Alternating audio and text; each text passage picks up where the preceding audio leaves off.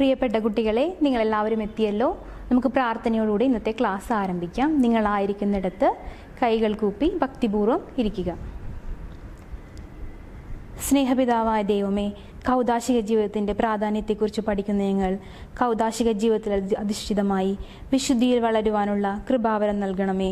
ആയിരുന്നവനും ആയിരിക്കുന്നവനും വരാനിരിക്കുന്നവനും സർവശക്തനും ദൈവമായ കർത്താവ് പരിശുദ്ധൻ പരിശുദ്ധൻ പരിശുദ്ധൻ. പിതാവിനും പുത്രനും പരിശുദ്ധാത്മാവിനും സ്തുതി, ആദിലെ പോലെ എപ്പോഴും എപ്പോഴും എന്നേക്കും ആമേൻ. ഈശോ മിശിഹായ്ക്ക് സ്തുതിയായിരിക്കട്ടെ, ഇപ്പോഴും എപ്പോഴും സ്തുതിയായിരിക്കട്ടെ. പ്രിയപ്പെട്ട കുട്ടികളെ, നിങ്ങൾക്കെല്ലാവർക്കും സുഖമെന്ന് കരുതുന്നു. കഴിഞ്ഞ ക്ലാസ്സിൽ നമ്മൾ അടയാളങ്ങളെക്കുറിച്ചും പ്രതീകങ്ങളെക്കുറിച്ചൊക്കെ പഠിച്ചു അല്ലേ? 2 തരം അടയാളങ്ങളുണ്ട്, കൽപ്പിത അടയാളങ്ങളും സ്വാഭാവിക അടയാളങ്ങളും. എന്താണ് സ്വാഭാവിക അടയാളങ്ങൾ? നിങ്ങൾക്ക് ഓർമ്മയുണ്ടോ? ഒന്ന് പറഞ്ഞേ ഒന്ന്. മിസ് നിങ്ങളുടെ ഒപ്പം പറയാം, മിസ്സിൻ്റെ ഒപ്പം നിങ്ങളൊന്ന് പറയട്ടാ. യഥാർത്ഥ സ്വഭാവമായിട്ട് ബന്ധമുള്ളതാണ് സ്വാഭാവിക അടയാളങ്ങൾ. എക്സാമ്പിൾ പറയുകയാണെങ്കിൽ അഗ്നി കത്തുമ്പോൾ എന്ത് വരും? പുക വരും. അതാണ് സ്വാഭാവിക അടയാളം. കൽപ്പിത അടയാളം എന്ന് പറഞ്ഞാൽ മനുഷ്യൻ കൽപ്പിച്ച് നൽകുന്നത്, അതാണ് കൽപ്പിത അടയാളം. അതിന് എക്സാമ്പിൾ പറയുകയാണെങ്കിൽ നമ്മുടെ ദേശീയ പതാക, അത് മനുഷ്യൻ കൽപ്പിച്ച് നൽകിയതാണ്. പിന്നെ നമ്മൾ അടയാളങ്ങളും പ്രതീകങ്ങളും പഠിച്ച കൂട്ടത്തിൽ കൗദാശിക അടയാളങ്ങളെക്കുറിച്ചും കഴിഞ്ഞ ക്ലാസ്സിൽ പഠിച്ചു അല്ലേ? എല്ലാവരും ക്ലാസ്സൊക്കെ കണ്ടല്ലോ അല്ലേ? ഓർത്തിരിക്കുന്നുണ്ടല്ലോ അല്ലേ? ഈ ആഴ്ച നമ്മൾ പഠിക്കാൻ പോകുന്നത് കൂദാശയെക്കുറിച്ചാണ്. കുട്ടികളെ, നിങ്ങൾ കൂദാശയെക്കുറിച്ച് വളരെ ചെറിയ ക്ലാസ് മുതൽ പഠിച്ചിട്ടുണ്ട്. ഒന്ന് പറഞ്ഞേ, എന്താണ് കൂദാശ? അലൻ പറഞ്ഞേ. കറക്റ്റാണ്, ശരിയാണ്. മിസ് പറയാം. നമ്മെ പുണ്യപൂർണമാക്കുവാൻ അദൃശ്യമായ ദൈവപ്രസാദം നമുക്ക് പ്രദാനം ചെയ്യുവാൻ ഈശോ മിശിഹ സ്ഥാപിച്ചതും സഭയെ ഭരമേൽപ്പിച്ചതുമായ ദൃശ്യമായ അടയാളമാണ് കൂദാശ അല്ലേ? നിങ്ങൾക്ക് എല്ലാവർക്കും അറിയാം, കൂദാശ ആരാണ് സ്ഥാപിച്ചത്? ഈശോയാണ് സ്ഥാപിച്ചത്. നമുക്ക് ആർക്ക് വേണ്ടിയാണ് സ്ഥാപിച്ചത്? നമുക്ക് വേണ്ടിയാണ് അല്ലേ? എന്തുകൊണ്ടാണ് ഈശോ സ്ഥാപിച്ചത്? നമുക്കറിയാം, ഈശോ നമ്മെ ഒരുപാട് സ്നേഹിക്കുന്നുണ്ട് അല്ലേ? എപ്പോഴും നമ്മോടൊപ്പം ആയിരിക്കുവാൻ വേണ്ടിയാണ് ഈശോ കൂദാശ സ്ഥാപിച്ചത്. അതുപോലെ തന്നെ നമ്മളും ഈശോയോടൊപ്പം ആയിരിക്കണമെന്ന് ഈശോ ആഗ്രഹിക്കുന്നു. കൗദാശിക ജീവിതത്തിലൂടെ നമ്മളും ഈശോയോടൊപ്പം ആയിരിക്കുവാൻ വേണ്ടിയാണ് ഈശോ കൂദാശ സ്ഥാപിച്ചത്. ഇനി നമ്മൾ പഠിക്കാൻ പോകുന്നത് കൂദാശയുടെ ഉത്ഭവത്തെക്കുറിച്ചാണ്. മിസ് നിങ്ങൾക്ക് വേണ്ടി ഒരു വേർഡ് കാർഡൊക്കെ റെഡിയാക്കിയിട്ടുണ്ട്. കൂദാശയുടെ ഉത്ഭവത്തെക്കുറിച്ചാണ് മിസ് ഇപ്പോൾ പറയാൻ പോകുന്നത്. ആദ്യമായി ഹീബ്രു ഭാഷയിൽ കൂദാശയെ സൂചിപ്പിക്കുന്നത് ഗദഷ് എന്ന പദമാണ്. എന്ത് പദമാണ്? ഒന്ന് പറഞ്ഞേ എല്ലാവരും. ഗദഷ് എന്ന പദമാണ് ഹീബ്രു ഭാഷയിൽ കൂദാശയെ സൂചിപ്പിക്കുന്നത്. അതിനർത്ഥം മുറിച്ചു മാറ്റുക എന്നാണ്. അതായത് മനുഷ്യന്റെ ഉള്ളിലെ തിന്മയെ മാറ്റി ഈശോയുടെ നല്ല ചിന്ത നൽകുവാൻ ആണ് ഈ കൂദാശ സൂചിപ്പിക്കുന്നത്. ഒന്നുകൂടി എല്ലാവരും ഒന്ന് പറഞ്ഞ്, ഹീബ്രു ഭാഷയിൽ എന്ത് വേർഡാണ് ഉപയോഗിക്കുന്നത് കൂദാശയെ സൂചിപ്പിക്കുവാൻ? ഗദഷ്. കറക്റ്റ്, ആൻസർ കറക്റ്റ് ആണ്. ഗദഷ് എന്ന പദമാണ് ഹീബ്രു ഭാഷയിൽ കൂദാശയെ സൂചിപ്പിക്കുന്നത്. അതിന്റെ അർത്ഥം എന്താണ്? മുറിച്ചു മാറ്റുക. അതെ, മുറിച്ചു മാറ്റുക എന്നാണ് ഗദഷ് എന്ന പദം കൊണ്ട് ഉപയോഗിക്കുന്നത്. രണ്ടാമതായി അക്കേഡിയൻ ഭാഷയിൽ കുദാശു എന്ന പദമാണ് കൂദാശയെ സൂചിപ്പിക്കാൻ ഉപയോഗിക്കുന്നത്. ഇതിന്റെ അർത്ഥം തിളങ്ങുക, പ്രകാശിക്കുക. അതായത് മനുഷ്യന്റെ ജീവിതത്തിലെ അന്ധകാരമെല്ലാം മാറ്റി ക്രിസ്തുവാകുന്ന പ്രകാശത്തിലേക്ക് നയിക്കുക എന്നതിന് വേണ്ടിയാണ് ഈ പദം ഉപയോഗിക്കുന്നത്. ഒന്ന് പറഞ്ഞേ എല്ലാവരും. അക്കേഡിയൻ ഭാഷയിൽ കൂദാശയെ സൂചിപ്പിക്കുവാൻ ഏത് പദമാണ് ഉപയോഗിക്കുന്നത്? അതെ, കൂദാശു. ഈ പദത്തിന്റെ അർത്ഥം എന്താണ്? തിളങ്ങുക, പ്രകാശിക്കുക. ഉപയോഗിക്കുന്നത് മിസ്റ്റീരിയോന്റെ അർത്ഥം വെളിപ്പെടുത്തുക. അതായത് കൂദാശയിലെ യഥാർത്ഥ സ്വഭാവം അനുഷ്ഠാനങ്ങളിലൂടെ നമുക്ക് വെളിപ്പെടുത്തി തരുന്നു എന്നതിന്റെ മിസ്റ്റേരിയോൺ എന്ന പദം ഉപയോഗിക്കുന്നത്. എല്ലാവരും ഒന്ന് പറഞ്ഞേ, ഗ്രീക്ക് ഭാഷയിൽ ഏത് പദമാണ് യൂസ് ചെയ്യുന്നത്? അതെ, മിസ്റ്റേരിയോന്റെ അർത്ഥം എന്താണ്? വെളിപ്പെടുത്തുക. അടുത്തതായി ലാസ്റ്റായി ലത്തീൻ ഭാഷയിൽ സാക്രമെന്തും എന്ന പദത്തിൽ നിന്നാണ് ഇംഗ്ലീഷിലെ സാക്രമെന്റ് എന്ന പദം ഉണ്ടായത്. ഇതിന് വിശുദ്ധീകരിക്കുക, പവിത്രീകരിക്കുക എന്നൊക്കെയാണ് അർത്ഥം. അതായത് മനുഷ്യനെ കൂദാശകൾ വഴി വിശുദ്ധീകരിച്ച് ദൈവിക ജീവൻ നൽകി പൂർണ്ണതയിലും ധന്യതയിലും വളരുവാൻ സഹായിക്കുന്നു. അതിനുവേണ്ടിയാണ് ഈ പദം ഉപയോഗിക്കുന്നത്.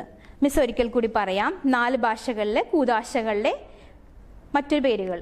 ആദ്യമായി ഹീബ്രു ഭാഷയിലെ ഏത് പദമാണ്? അതെ, ഗദഷ് എന്ന പദമാണ് കൂദാശയെ സൂചിപ്പിക്കുവാൻ നമ്മൾ ഉപയോഗിക്കുന്നത്. അതിന്റെ അർത്ഥം മുറിച്ചു മാറ്റുക എന്നാണ്. രണ്ടാമതായി അക്കേഡിയൻ ഭാഷയിൽ കൂദാശയെ സൂചിപ്പിക്കുന്നത് കൂദാശു എന്ന പദമാണ്. ഇതിന്റെ അർത്ഥം തിളങ്ങുക, പ്രകാശിക്കുക.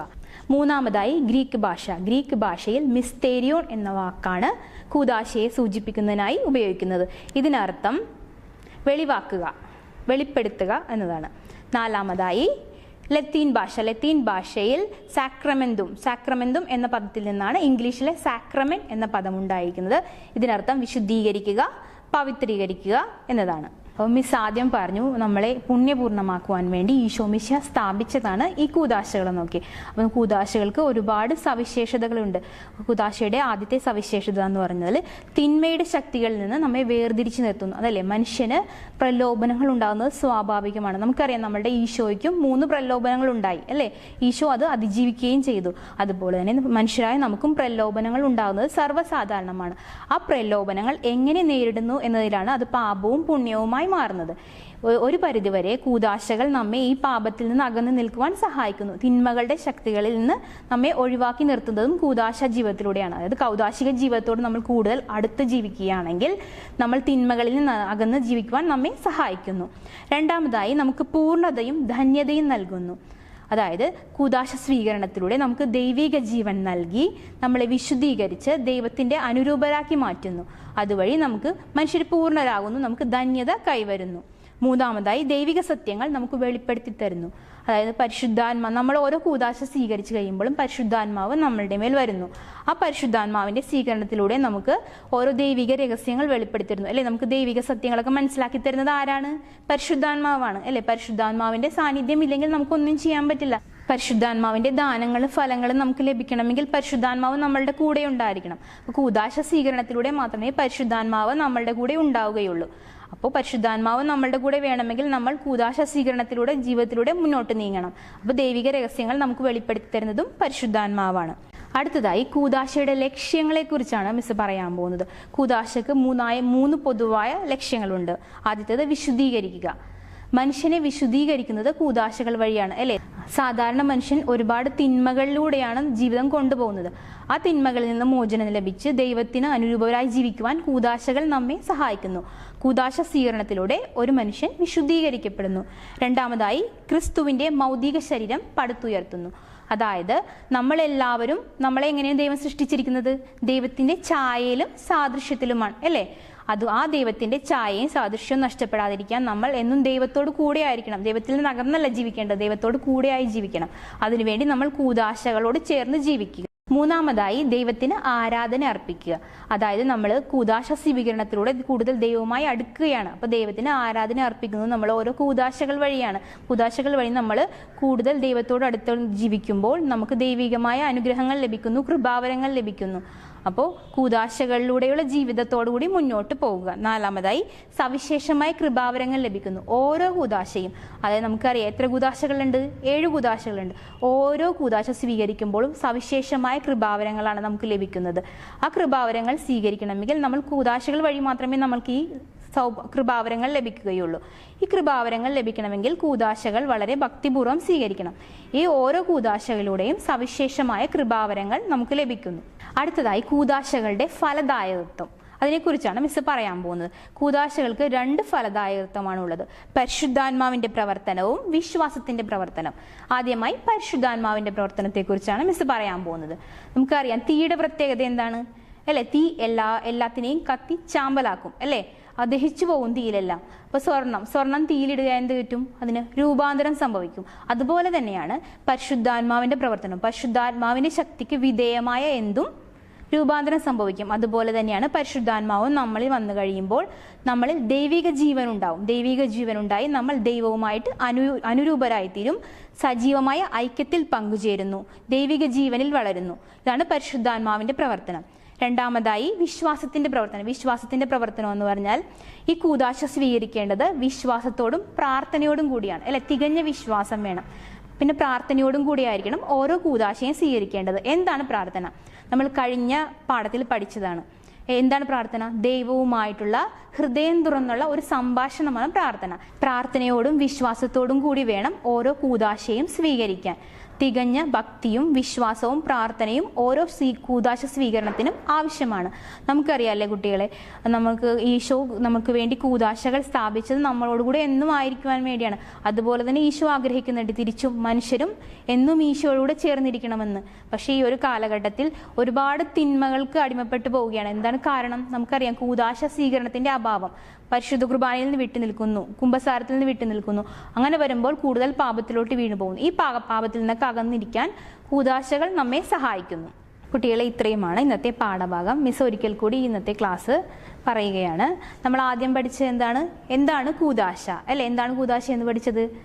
നമ്മെ പുണ്യപൂർണ്ണമാക്കുവാൻ അദൃശ്യമായ ദേവപ്രസാദം നൽകുന്നതിന് ഈശോമിശിഹ സ്ഥാപിച്ചതും സഭയെ ബരമേൽപ്പിച്ചതുമായ ദൃശ്യമായ അടയാളമാണ് കൂദാശ അല്ലെ? കൂദാശയുടെ ഉത്ഭവത്തെക്കുറിച്ച് പറഞ്ഞു മിസ് അല്ലെ? 4 ഭാഷകളിലെ കൂദാശയുടെ വ്യത്യസ്തങ്ങളായ പേരുകൾ. ആദ്യമായി ഹീബ്രു ഭാഷയിൽ ഗദഷ് എന്ന പദമാണ് കൂദാശയെ സൂചിപ്പിക്കുവാൻ ഉപയോഗിക്കുന്നത്. അതിനർത്ഥം മുറിച്ചു മാറ്റുക എന്നതാണ്. അതായത് ഒരു മനുഷ്യന്റെ ജീവിതത്തിലെ തിന്മകൾ ഇല്ലാതാക്കി ക്രിസ്തുവാവുന്ന വെളിച്ചം നിറയ്ക്കുക. രണ്ടാമതായി അക്കേഡിയൻ ഭാഷയിൽ കുദാശു എന്ന പദമാണ് കൂദാശയെ സൂചിപ്പിക്കുന്നത്. അതിൻ്റെ അർത്ഥം തിളങ്ങുക, പ്രകാശിക്കുക. അതായത് ഒരു മനുഷ്യന്റെ ജീവിതത്തിലെ അന്ധകാരത്തെ എടുത്തുമാറ്റി ക്രിസ്തുവാകുന്ന പ്രകാശത്താൽ നിറയ്ക്കുക. മൂന്നാമതായി ഗ്രീക്ക് ഭാഷയിൽ മിസ്തേരിയോൺ എന്ന പദമാണ് കൂദാശയെ സൂചിപ്പിക്കുന്നതിനായി ഉപയോഗിക്കുന്നത്. ഇതിനർത്ഥം വെളിപ്പെടുത്തുക. നാലാമതായി ലത്തീൻ ഭാഷയിൽ സാക്രമെന്തും എന്ന പദമാണ് ഉപയോഗിക്കുന്നത്. സാക്രമെന്തും എന്ന ലത്തീൻ പദത്തിൽ നിന്നാണ് ഇംഗ്ലീഷിലെ സാക്രമെന്റ് എന്ന പദം ഉണ്ടായിരിക്കുന്നത്. ഇതിനർത്ഥം പവിത്രീകരിക്കുക, വിശുദ്ധീകരിക്കുക. അതായത് ഒരു മനുഷ്യന്റെ ജീവിതത്തിലെ തിന്മകളെല്ലാം മാറ്റി ദൈവിക ജീവൻ നൽകി ആ മനുഷ്യനെ പൂർണ്ണനായി ധന്യതയിലേക്ക് നയിക്കുക എന്നതാണ് ഇതിന് അർത്ഥമാക്കുന്നത്. പിന്നെ നമ്മൾ പഠിച്ചത് കൂദാശകളുടെ സവിശേഷതകൾ. ഒരു മനുഷ്യന്റെ ജീവിതത്തിലെ തിന്മകൾ ഇല്ലാതാക്കി നന്മയിലോട്ട് നയിക്കുക, അതാണ് ആദ്യത്തെ സവിശേഷത. രണ്ടാമതായി മനുഷ്യനെ പൂർണ്ണനാക്കുന്നു, ധന്യമായ ജീവിതത്തിലേക്ക് നയിക്കുന്നു. മൂന്നാമതായി ദൈവിക സത്യങ്ങൾ നമുക്ക് വെളിപ്പെടുത്തി തരുന്നു. അതായത് ഓരോ കൂദാശ സ്വീകരണത്തിലൂടെയും രക്ഷാകരമായ ഒരുപാട് കൃപാവരങ്ങൾ നമുക്ക് ലഭിക്കുന്നു. കൂദാശ സ്വീകരണത്തിലൂടെ മാത്രമേ ഈ പ്രത്യേക കൃപാവരങ്ങൾ നമുക്ക് ലഭിക്കുകയുള്ളൂ. ഒരു ദൈവവുമായിട്ടുള്ള ഒരു രക്ഷാകരമായ അടയാളമാണ് ഈ കൂദാശകൾ. കൂദാശ സ്വീകരണത്തിലൂടെ മാത്രമേ രക്ഷാകരമായ ഒരു ബന്ധം ദൈവവുമായിട്ട് നമുക്ക് ഉണ്ടാവുകയുള്ളൂ. അടുത്തതായി മിസ് പറഞ്ഞത് കൂദാശയുടെ ലക്ഷ്യങ്ങളാണ്. ആദ്യത്തെ ലക്ഷ്യം എന്ന് പറയുന്നത് മനുഷ്യനെ വിശുദ്ധീകരിക്കുക. മനുഷ്യനെ വിശുദ്ധീകരിക്കുന്നതിന് വേണ്ടി കൂദാശകൾ ഉപയോഗിക്കുന്നു. രണ്ടാമതായി ക്രിസ്തുവിൽ മൗതിക ശരീരം പടുത്തുയർത്തുക. മൂന്നാമതായി ദൈവത്തിന് ആരാധന അർപ്പിക്കുക. ഈ 3 പൊതുവായ ലക്ഷ്യങ്ങളാണ് കൂദാശകൾക്കുള്ളത്. ഓരോ കൂദാശ സ്വീകരണത്തിലൂടെയും വിശ്വാസികൾക്ക് സവിശേഷമായ കൃപാവരങ്ങൾ ലഭിക്കുന്നു. അടുത്തതായി മിസ് പറഞ്ഞത് കൂദാശകളുടെ ഫലദായകത്വമാണ്. 2 ഫലദായകത്വമാണ് കൂദാശകൾക്കുള്ളത്.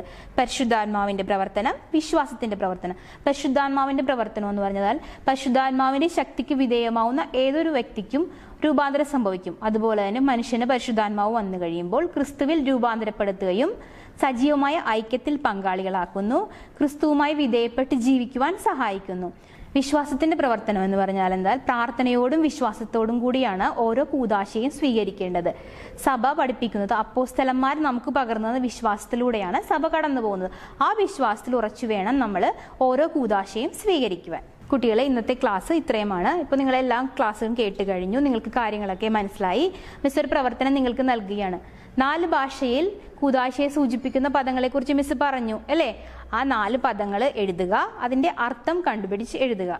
ഒരിക്കൽ കൂടി മിസ് പറയുകയാണ്. 4 ഭാഷയിൽ കൂദാശയെ സൂചിപ്പിക്കുന്ന പദങ്ങളെക്കുറിച്ച് മിസ് പറഞ്ഞു. ആ പദങ്ങളും അവയുടെ അർത്ഥങ്ങളും എഴുതി നിങ്ങളുടെ ടീച്ചേഴ്സിന് അയച്ചു കൊടുക്കുക. അപ്പോൾ നമുക്ക് പ്രാർത്ഥനയോടുകൂടി ഇന്നത്തെ ക്ലാസ് അവസാനിപ്പിക്കാം. എല്ലാവരും നിങ്ങളായിരിക്കുന്നിടത്ത് ഭക്തിപൂർവ്വം ഇരിക്കുക. സ്നേഹപിതാവായ ദൈവമേ, വിശ്വാസത്തിൽ അധിഷ്ഠിതമായി നല്ലൊരു ക്രൈസ്തവ ജീവൻ നയിക്കുവാനുള്ള അനുഗ്രഹം എല്ലാ യുവാക്കൾക്കും നൽകണമെന്ന് അങ്ങയോട് ഞങ്ങൾ പ്രാർത്ഥിക്കുന്നു. ആയിരുന്നവനും ആയിരിക്കുന്നവനും വരാനിരിക്കുന്നവനും സർവശക്തനും ദൈവമായ കർത്താവ് പരിശുദ്ധൻ പരിശുദ്ധൻ പരിശുദ്ധൻ. ഈശോ മിശിഹായ്ക്ക് സ്തുതിയായിരിക്കട്ടെ, ഇപ്പോഴും എപ്പോഴും സ്തുതിയായിരിക്കട്ടെ.